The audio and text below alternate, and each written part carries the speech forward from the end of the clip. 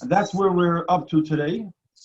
We spoke a lot in this chapter about the importance of fear of God, not just to have love of God. And we explained over the last 6 classes why fear is so significant, and why fear and how fear, and that fear is a foundation to serving Hashem. And now we're on the Hebrew, it's Nun Zayin. We're on the very bottom of Nun Zayin, 3 lines from the bottom. And the English numbers will probably be 113. We had English numbers. We had just said that Rabbi Yochanan ben Zakkai, on his deathbed at the age of 120, explained to his students the definition of fear of God means to imagine the same fear you'd have for if a human being was in the room. And now we're going into the next point. The next point in this chapter actually is the point that seems to tie everything together. It seems to bring everything into focus and to remind ourselves what our point was in this whole chapter. Let's take a step backwards.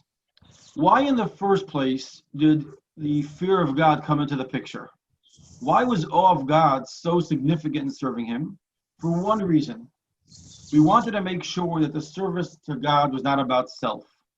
Just like in a marriage and a relationship, if the reason why you're in this relationship is because you want to be happy, because you want to feel good, because you want to be and gain all the benefits of marriage, that's not a healthy marriage. The foundation of marriage, as we spoke last week, is we have a unique concept in Judaism that's not found anywhere else, is the engagement with the ring prior to the marriage with the chuppah. What that means is there's a time that our relationship is not about, excuse me 1 second, I have a little, it's here. Okay, well, as a point where the relationship is not about the benefits of marriage, but the respect of marriage. That's when there is no, the husband and wife don't live together yet. It's before the actual chuppah. Nowadays, it all happens together. We spoke about that idea. In other words, the foundation of a marriage has to be awe and respect. Why? Because you got to put self aside. In other words, a real relationship begins where I end. As long as I am the primary, it's a focus on me, it's not a relationship. I'm a relationship with myself. To be in a relationship with somebody else, I have to be able to put self aside. That's what we're trying to say. If you want to relate with Hashem, you have to be able to put self aside, meaning it's not about me getting more blessings or getting a more fulfilled life or getting more happiness and more meaning, because then you're not serving God. Then you're just using God as a tool to make your life more beautiful. Real relationship with God is where you put self aside. There's a very interesting story with the Baal Shem Tov. It's a very interesting story. The Baal Shem Tov once had a couple come over to him and ask him for a blessing. They'd never had children. And the Baal Shem Tov gave them a blessing to have a child, and they had a child. So the Baal Shem Tov was informed by angels that in heaven, they are really disappointed with him because this couple was determined by God never to have children. And he overruled that, so to speak, and he gave them a blessing for children. As a punishment, they're taking away his share in the world to come. Because he gave a child where he shouldn't, he used his special abilities to bless someone with a child who didn't deserve a child, who was supposed to have a child. So as a punishment, he's losing his share in the world to come. So the Baal Shem Tov smiled and said, thank God. He said, until now, I wouldn't know if I'm serving God because I'm going to get a big share in the world to come, or I'm serving God because I'm truly serving God. Now that I lost my share in the world to come, I know I'm only serving God for him. There's no me left in the picture. In other words, and of course, at the end, he got his share in the world to come back as the story goes on. But the bottom line is, that is a true level of a service where it's not about me. I'm not loving my spouse because I get benefits later, because she loves me back, because she takes care of me, because she provides for me. I love her just because of her, not because of me. And that's what we're trying to establish in this chapter. And the word we use for that is fear. Why? Because in the true sense of awe, not in fear of like I'm afraid of something, but in the level of respect, or as we'll see in a moment, the deeper levels of fear, as we're going to get to actually in chapter 43, the more you're in that zone, the less of self. In love, the more you love, the more there's me. You're feeling the love. You're feeling, there's a tremendous good feeling. In fear, it actually humbles you and makes you less. So let's see what we're up to here in the chapter, and we'll take it from here. It says like this, 3 lines from the bottom.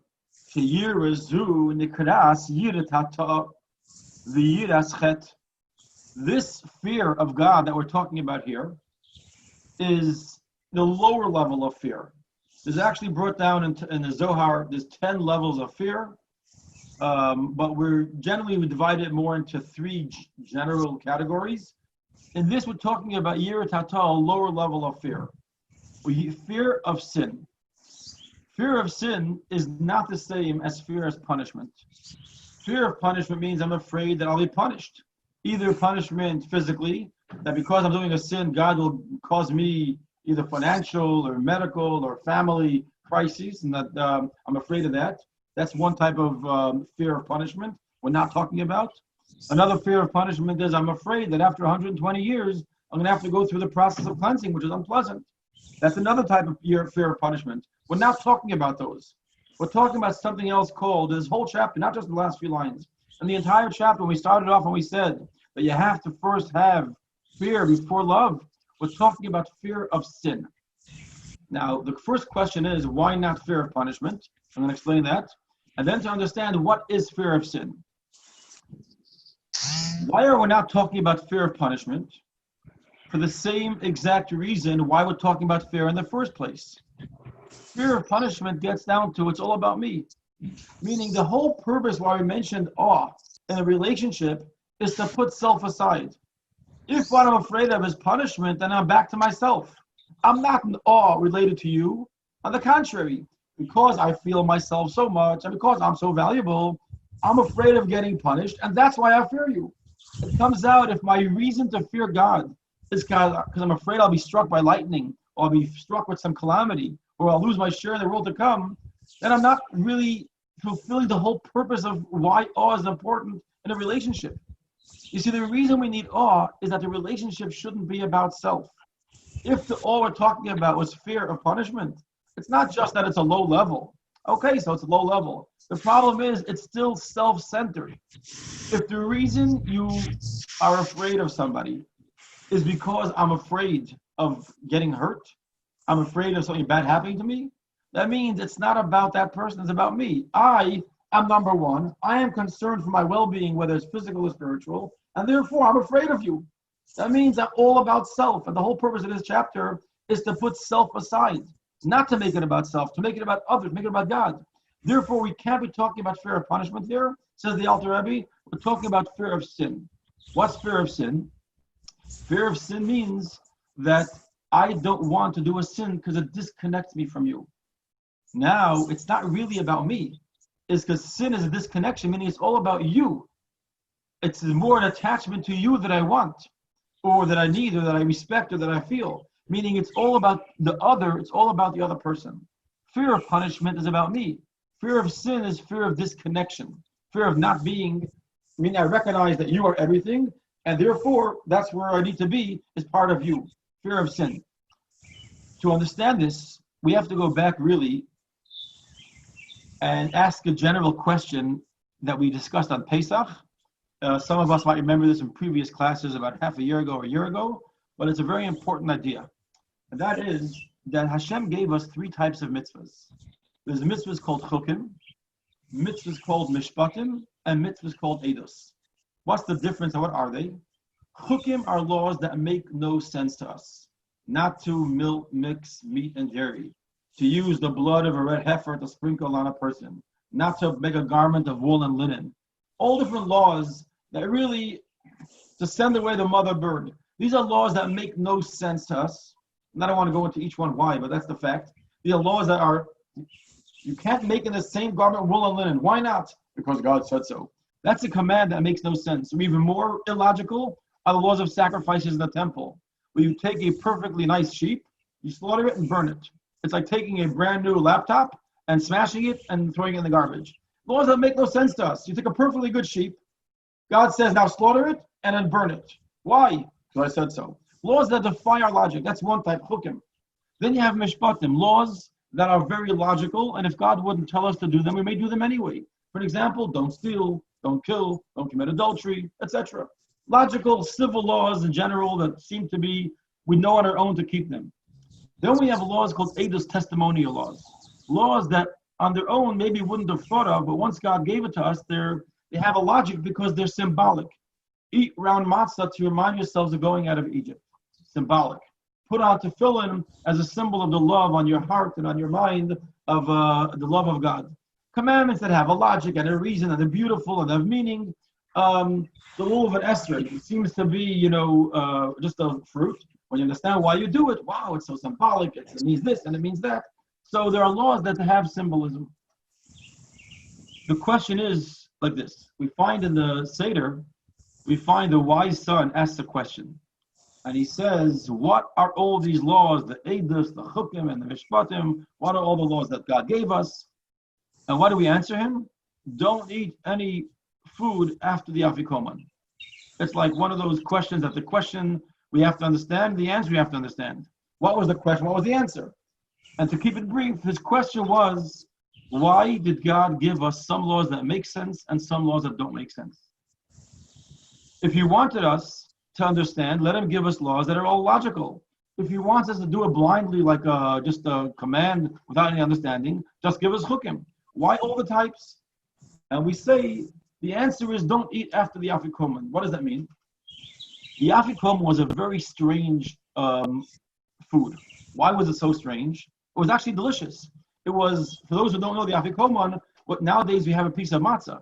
At the times of the temple, it was a delicious piece of roasted lamb that was served with this wasabi, horseradish topping, with together with matzah. It was a delicious, and not the matzah like we have today. It was like a soft laffa pita. It was a delicious, if you go and get a shawarma in Israel, it was the ultimate shawarma. It wasn't cheap little pieces chopped up. It was a good, thick piece of fatty lamb, seasoned to perfection, delicious. And here's the odd thing about it. God said, I want you to have this for dessert. I want you to eat it when you're full. The mitzvah of the lamb is that it has to be eaten when you're full. You already had some baked potato. You already had some schnitzel or some chicken. You already had a bowl of soup. You had some good filter fish. You had a couple of matzahs. You had already 2 cups of wine. And now we say, okay, you really couldn't have another bite. Oh, time to bring out this large serving of lamb with pita and with seasoning. And now you eat this. And then God says, but I want you to let the flavor linger all night. Don't eat anything afterwards. So we say, God, I don't understand. You want me to enjoy the lamb? Serve it to me. Tell me I should eat it after a salad. I'll have a light salad, maybe some mango, maybe some fruit. I'll whet my appetite, and then I'll sit down with some good lamb pita shawarma. Why am I eating the lamb when I'm stuffed? You can't enjoy it. If you were offered a serving when you're full, according to some people on a fast day, if you come into the fast stuffed and you eat, it's not called eating. Because who wants to eat when you're full? It's unpleasant, it's uncomfortable, not even enjoyable. The taste is not even appreciated. So we say, God, you want us to enjoy this delicious lamb? Why don't you give it to us and tell us to eat it first thing in the meal? And if the taste is not important, why do you tell us after you have the lamb, don't eat anything so the flavor can linger all night? You want the flavor of the lamb to stay on your palate all night long. All you have is some wine to season it, and that's it. You don't need anything else the whole night, until midnight, until later. You want the flavor to linger. So which one is it?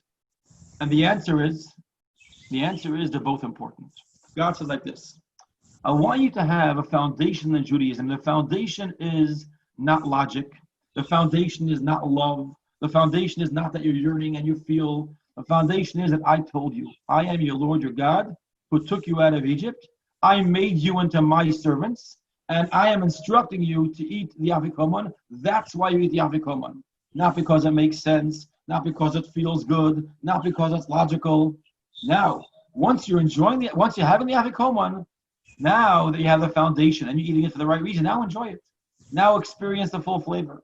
And that's really Yiddishkeit. Yiddishkeit is our approach, our foundation has to be awe, or has to be the reason why we do a mitzvah. Is not because we're saying Na'aseh v'nish, not because we decided, like we spoke 2 weeks ago, that we want to accept God. No, God says the reason is I'm holding a mountain over your head. It's not about you. It's not about your desire to be my people. It's about my desire for you to be my people. Meaning the foundation, the relationship between God and the Jewish people is not about us. And that's why the foundation is, it's about God's command. That's why God said, I give you chukim. I give you commands that are illogical. And then once you're doing the command, now enjoy it.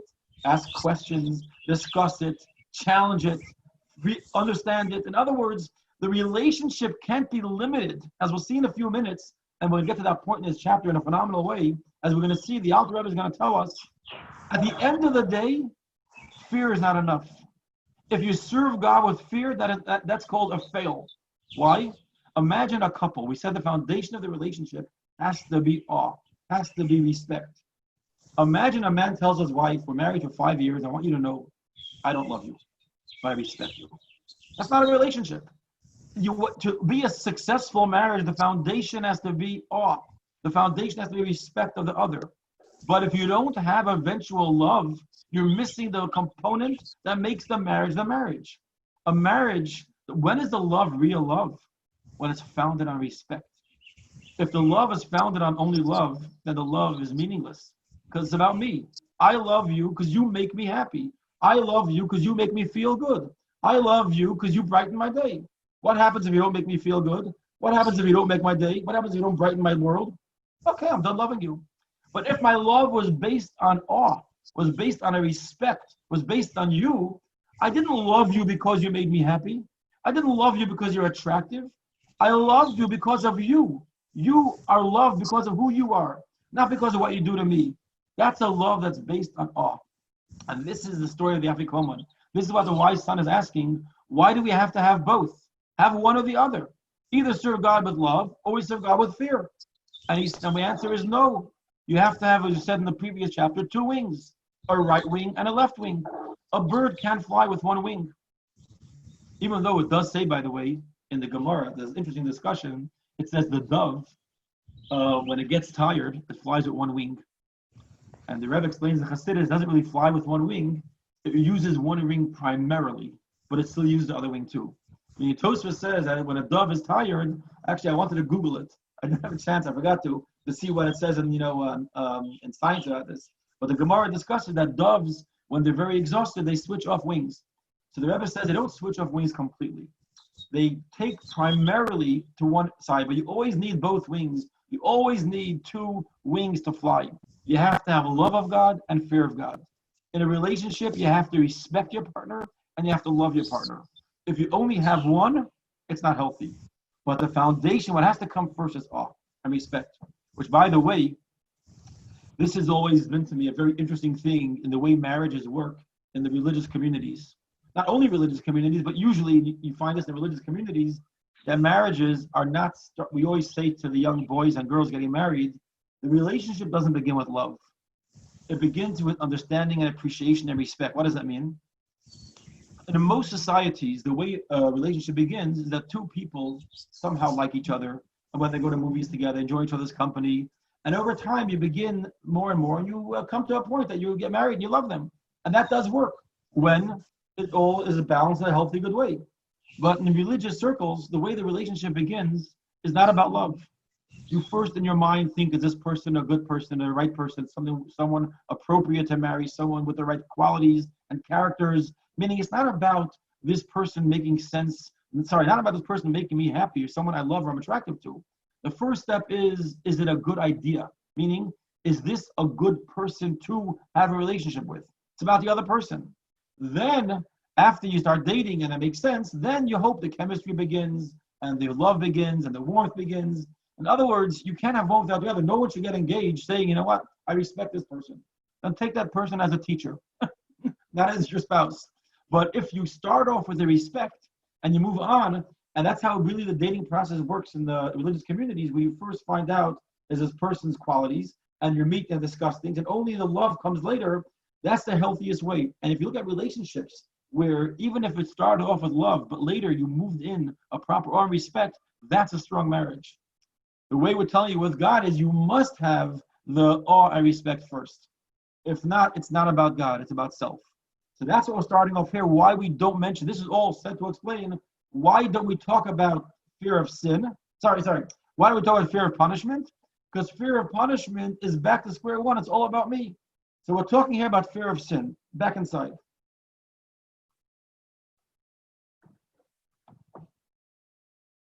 Rak, sheyirezu nekras yiratata.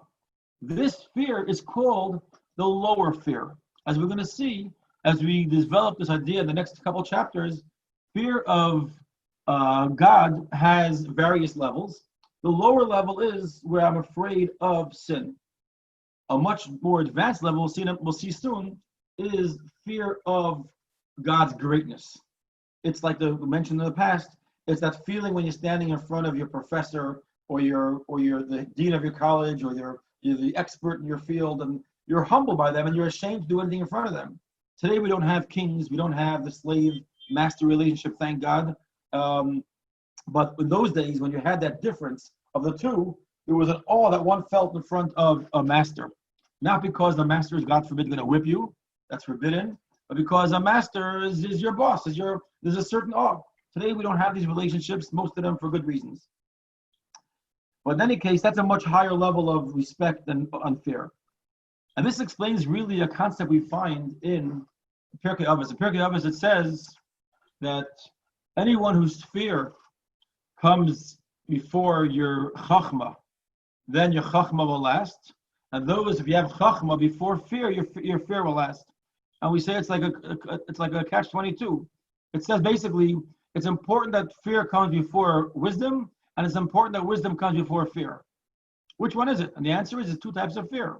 There's a lower level of fear that has to come before chachma, and there's the higher level of fear that comes after chachma. What does chachma mean here? So the simple translation is that chachma means mitzvahs. That there's the fear you have to do a mitzvah. You have to have an awe, fear of God, not to do a sin and not to do things that ruin the relationship. And then later you come to after you start doing mitzvahs, you come to a higher level. But the truth is, the Chassidus explains a personal concept in this fear before chachma. Chachma means wisdom. There's a fear that comes before my intellect. What is that? A natural fear. You see, each one of us are born with a natural ability in certain things. We have a nature, normal concept, normal ingrained reality is for a child to love a parent. It's natural. No one has to explain to a child or explain to a parent why you love your child. That parent-child relationship is natural and it's there. You know, if God forbid the child is a very difficult child, whether it's because of their behavior or other factors, you don't love them less. I never loved you because of reasons. I never loved you because of I thought to myself, you know what? This child's worth loving. They play the violin so nice. They help with the table. They're so respectful. They're tall. They're handsome. They're pretty. They're beautiful. That's not why a parent loves a child. A parent loves a child because that's your nature. It's inside of you. You could develop greater levels of love as you start thinking about how fortunate you are to have this child and how the child's a part of you and the child's really just an expression of self. What you see in your child really is yourself. It's your own flesh and blood. You can start thinking about the child, which will bring out much deeper, but much more obvious feelings of love. Thinking about how you and your child are really one and how you're blessed to have this child and how you dreamed all your life to be a parent, etc. That could develop more feelings, but that is more your intellect developing feelings. So you have the love that comes before you think about it and the love that comes afterwards. Two types of love for your child. Same thing as fear. There are certain things of a natural awe. Of God, you were born, I was born, all of us are born with a natural love and natural fear to God. We said in chapter 19, just like a candle's nature is to flicker and go upwards, it's a nature of a Jew to love God, to fear God, and not to want to be disconnected from God. This doesn't have to be developed. This has to be revealed. We mentioned many times the famous example. If God forbid, let's say during the Holocaust or other times, families were separated, a brother and a sister were separated as children, and they have either some symbol to know how to find each other, and they find each other many years later. As soon as you reveal to each other your brother and your sister, the love is amazing. No one has to say, I want you to understand your sister is a great scientist, she's a great physicist, she's a one. You don't have to explain to me. I found out she's my sister, I love her. That is the idea of revealing a love that's there. We don't want to always admit it or recognize it or know it or feel it because of so many layers of our nature that covers over our real identity. As we're going to see, this is one of the reasons we have to sort of put aside a love, as we'll see in a moment. Well, in about 20 moments. We'll see why the love has to come second. But the bottom line is, we have a natural awe that's inside of us that has to be revealed. This is what we're talking about here. Reveal this awe, this relationship before God. That's why it says this yira that comes before chachma, before my thinking and developing it. And then there's a much more advanced yira. There's a much more advanced awe of God that comes after chachma. Okay, back inside. But actually, yiras when you can ask yiras tato yiras chet shekademis lechachmasai v'yirilahu yirush yira baishes. And the higher level of fear is the fear of sort of the shame. I am feeling shameful in front of you. It's that, and again, anyone who's ever experienced meeting someone that they have tremendous awe of, you feel that shame. You don't want to do things in front of them because you're almost embarrassed if someone says something about your past in front of this person because, hey, this is the dean of my college, this is my professor, this is my mentor.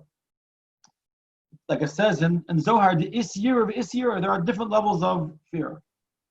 Oh, top of page 114, next page. Avol beli yira klal le'parcha le'ela ba'ava levada. But without any fear at all, so you have to have some fear. Not the fear of sin, not the fear of punishment. At least some fear of sin, some fear where you're taken out of the equation, because that is the foundation. Without that, your mitzvahs can't fly. Your mitzvah can be a mitzvah. A bird without wings is still a bird. It's without wings. But a bird without wings can't fly.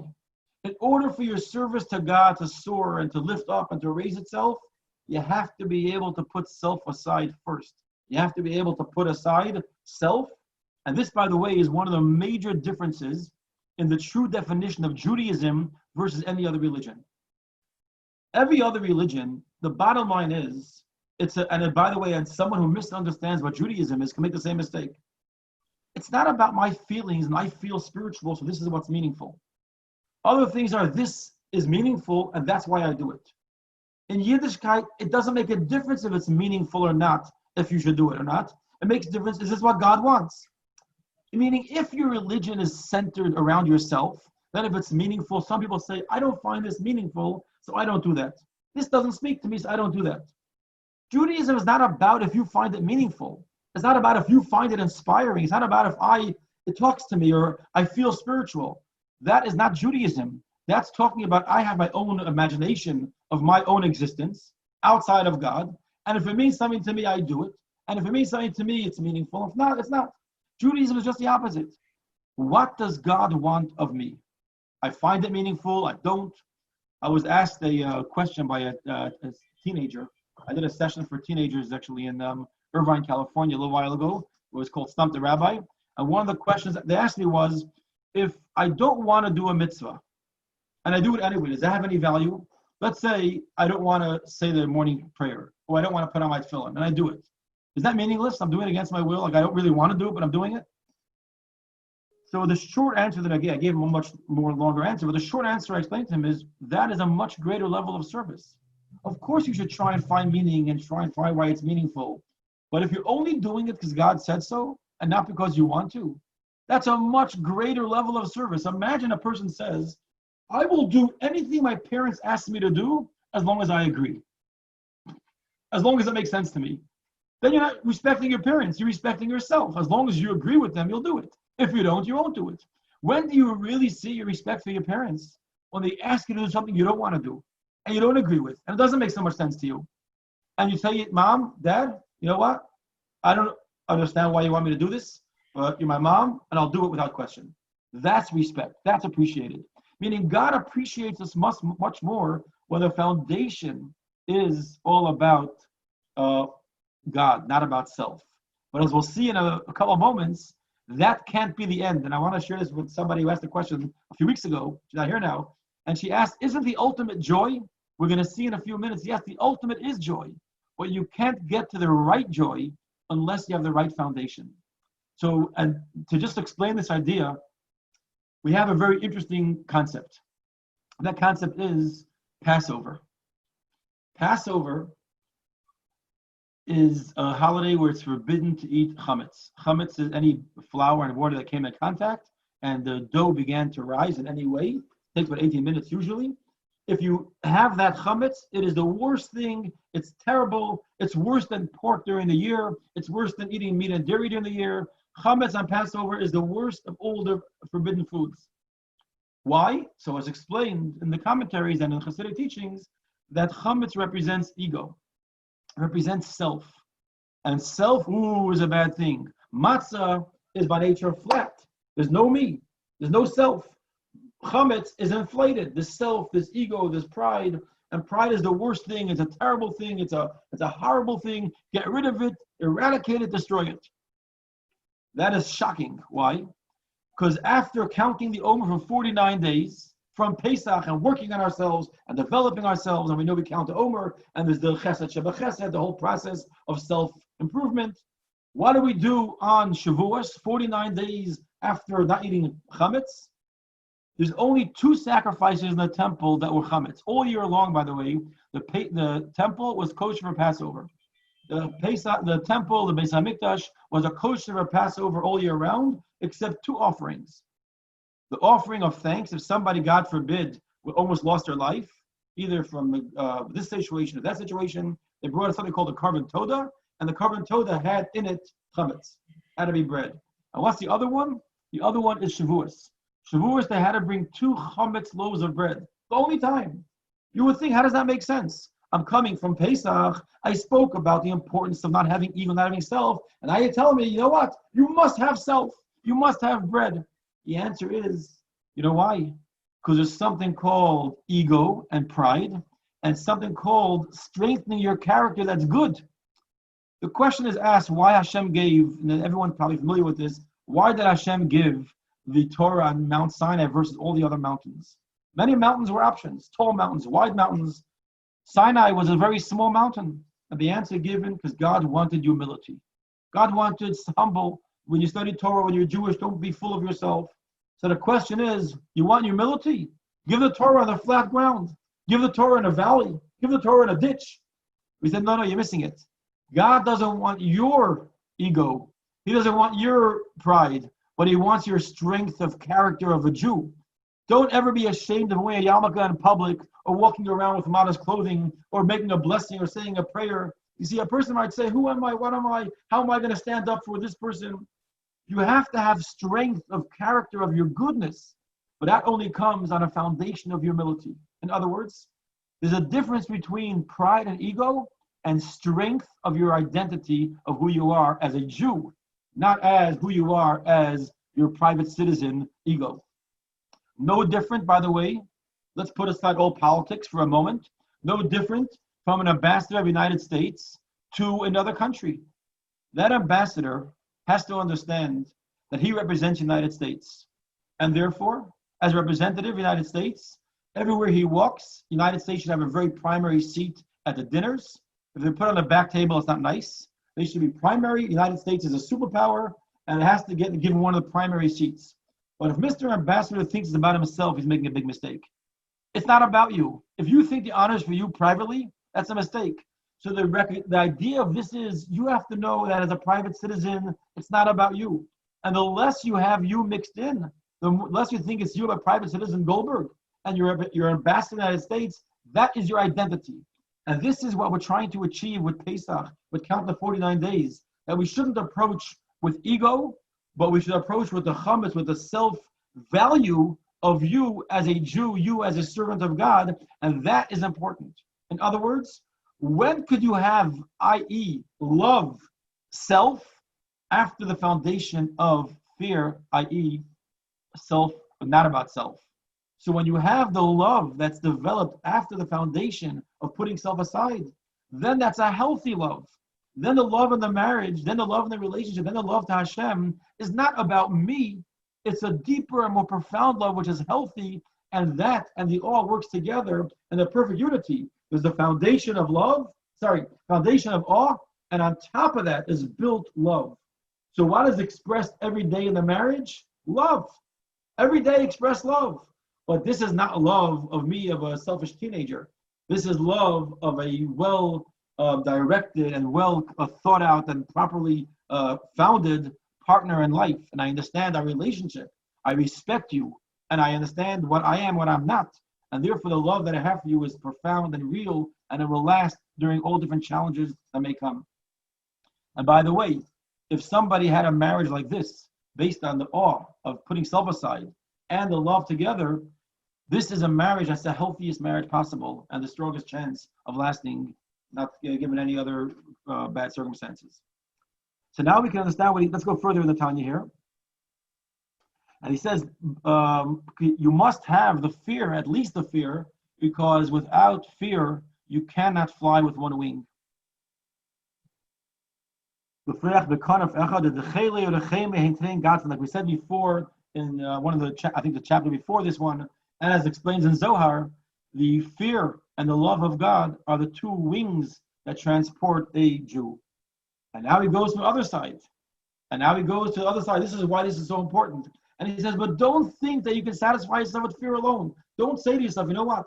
I'm going to be so spiritual. I'm only going to fear God. I don't want any self. No, because a bird with one wing can't fly. Just like it can't fly without fear of God, you can't fly without love of God. So while it's so important and so prominent, so as a foundation to have fear, putting self aside, you must have love too. If someone says, I only serve God with love, you're missing the boat. There's a very interesting thing about the Baal Shem Tov. The Baal Shem Tov initiated and innovated in Judaism. He actually revealed that which was there, but for many people it seemed like an innovation because they didn't know about this. 3 or 4 very primary foundations of Jewish life.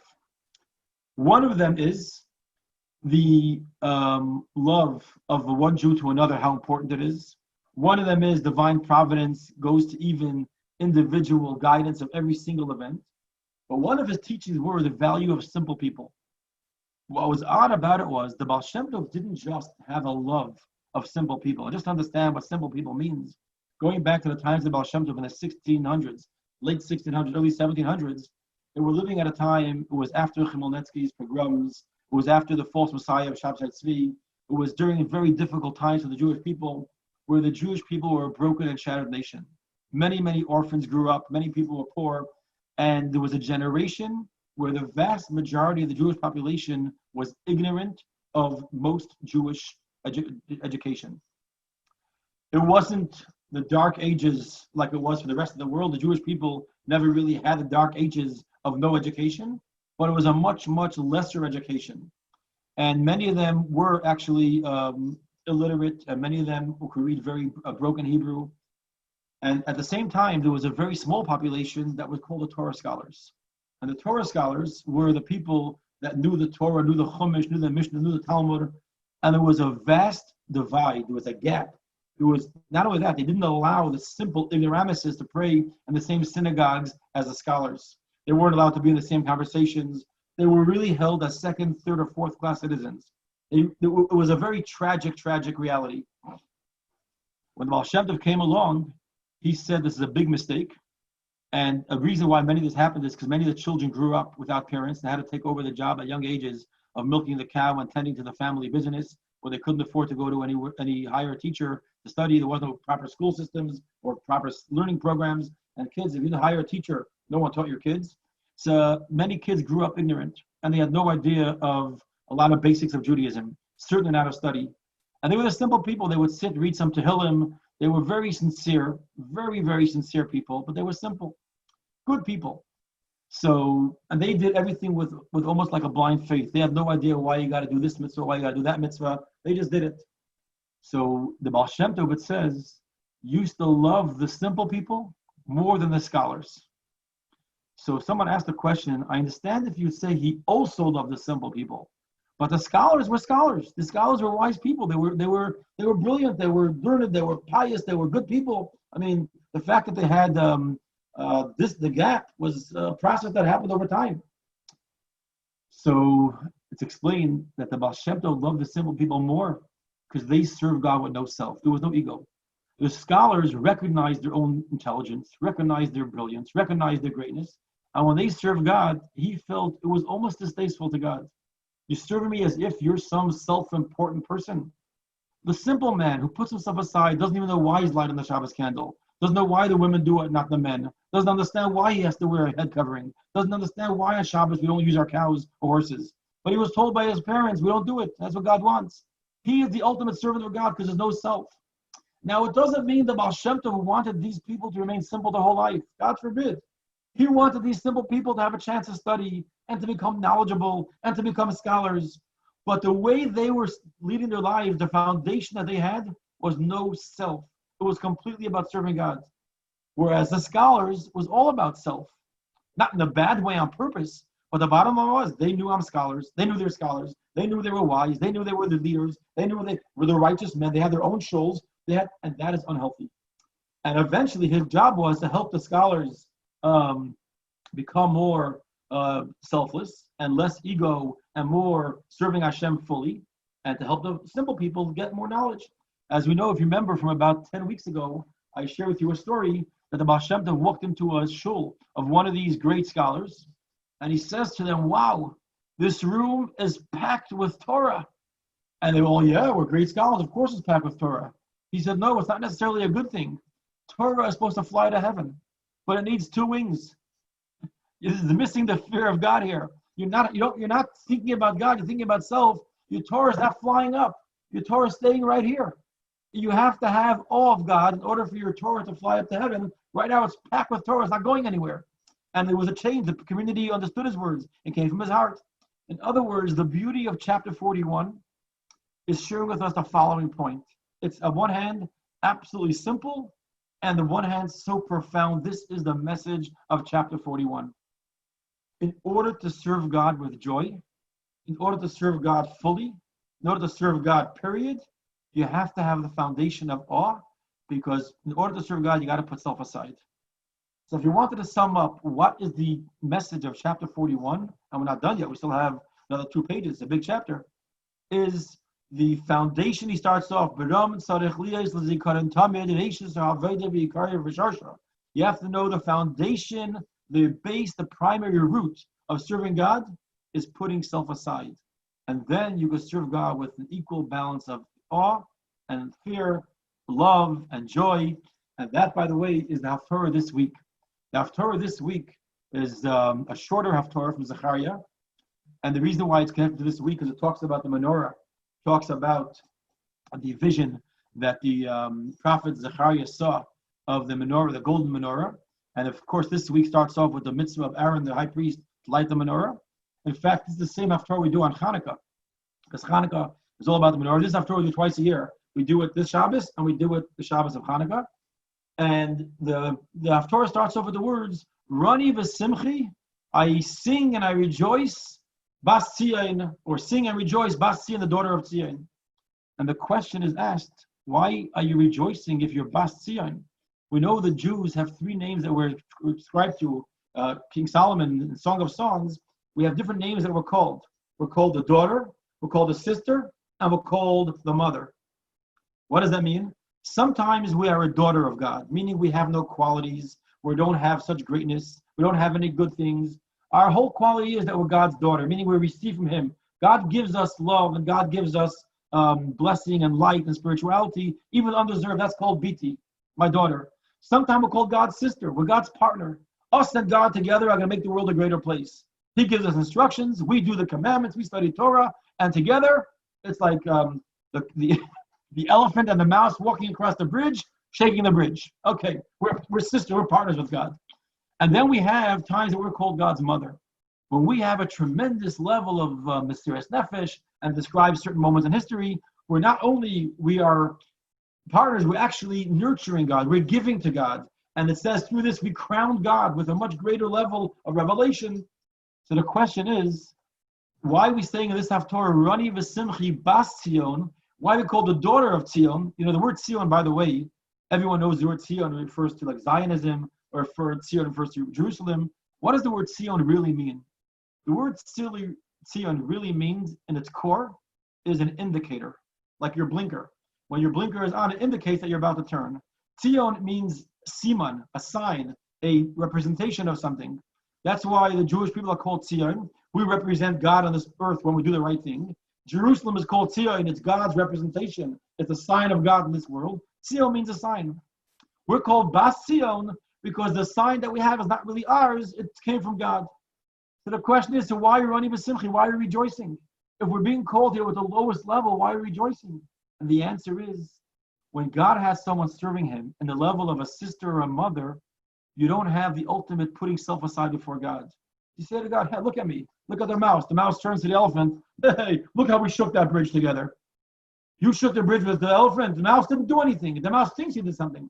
When the mouse realizes and knows I am inadequate on my own, I'm only boss, I'm only your daughter, that's when you can come to the greatest level of joy because you know your place and you realize everything you have is from God. And therefore, when you have an obstacle that comes in your way, I'm not worried about that obstacle because my success was never about me.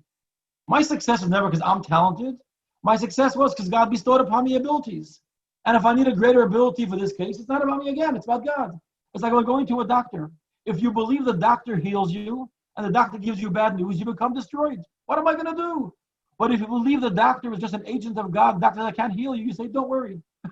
God will find another way. In other words, if your faith in the health was only because of the doctor, not because of God's power to doctor to heal you, then you're in trouble. We're rejoicing, Rani V'simchi, rejoice. Why? Because I know it's not about me. And let's put it in the bad situation. If I was a sinner, if I'm being a rotten person, because my relationship with God was never about me, I'm still Jewish. And I'm still God's child. That's the beauty of recognizing that it's not about me. Now, you can't suffice with that. We can't be a child that's just a child because we're loved because we're a child. We want to be loved because I'm also a good child and I'm a dedicated child. But we have to know the foundation is not about me.